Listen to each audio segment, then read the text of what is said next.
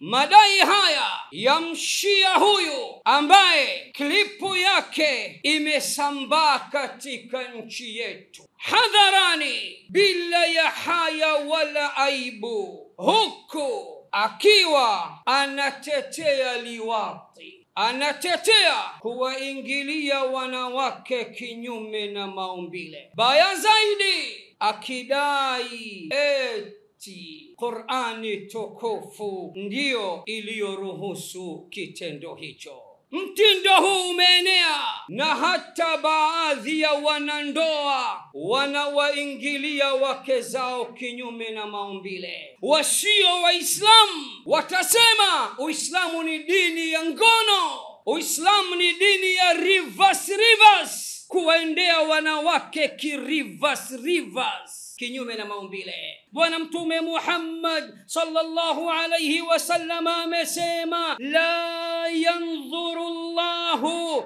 ila rajulin ata rajulan, Allah hatomwangalia siku ya kiyama mwanaume atakayemwingilia mwanaume mwenzake, au imra'atan fi duburiha, au mwanaume atakayemwingilia mwanamke katika utupu wake wa nyuma.